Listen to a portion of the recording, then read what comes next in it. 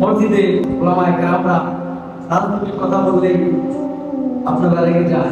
রাজনীতির সাথে ইসলামের কোনো সম্পর্ক নাই।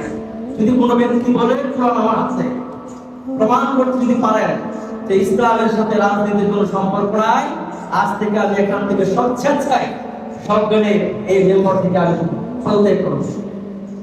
আর যদি কোনো ব্যক্তি মন থেকেই বলে ইসলামের সাথে রাজনীতির কোনো সম্পর্ক নাই, আমি বলবো আপনি একটা ইসলামের বৃহৎ অংশকে অস্বীকার করতেছেন। অস্বীকার করার ফলে আপনি ঈমান চলে গেছেন, আপনি কাফের করে ফেলেছেন। ইসলামে রাজনীতি নেই কে বলেছে? রাজনীতি শিক্ষা দিয়েছে ইসলাম। প্রত্যেকটা নবীরাই রাজনীতি করেছে, প্রত্যেকটা নবীরাই রাজনীতি করেছে। এবং মৃত্যুর পরে আপনাকে রাজনীতি সম্পর্কে জিজ্ঞাসা করা হবে,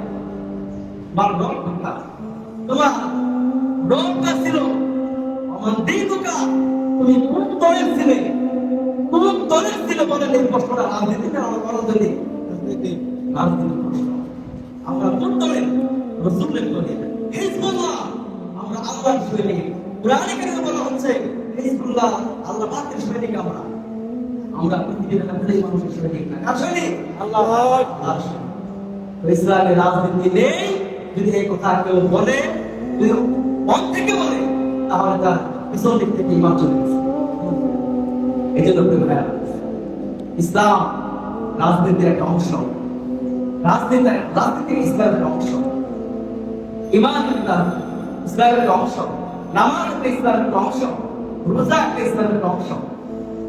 এভাবে রাজনীতিটা ইসলামের একটি অংশ। এই জন্য ভাইরা অস্বীকার করার কোনো সুযোগ নেই। গণতান্ত্রিক পর্যায়ে যে কোনো দল পার্লামেন্টে আসতে পারে। রাসূল কারীম সাল্লাল্লাহু আলাইহি ওয়াসাল্লাম যখন মক্কায় ছিলেন, ইসলামের দাওয়াত তেমনভাবে কাজ করতে পারেন নাই। যখন মদিনায় চলে গেলেন ৮ম হিজরিতে ১০,০০০ সৈনিক নিয়ে যখন মক্কায় আসলেন,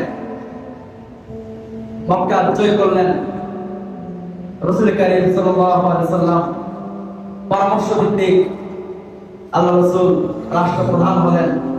রাসূল কারীম সাল্লাল্লাহু আলাইহি ওয়াসাল্লাম যুদ্ধ করলেন। পরে ২৭টি যুদ্ধ, ৪৩টা বা ৪৪টা যুদ্ধ সংগঠিত হয়েছে রাসূলের জামানায় এবং রাসূলের বয়স। সেই যুদ্ধগুলোতে রাসূল সশরীরে অংশগ্রহণ করেছেন। এই যুদ্ধ করা, ইসলামকে বিজয় করা, ইসলামের পতাকা উড্ডীন করা, এটা কি রাজনীতির বাহিরের কাজ? বলেন, রাজনীতির বাহিরের কাজ? রাজনীতির অন্তর্ভুক্ত। আমরা রাজনীতি আলোচনা করতে চাই।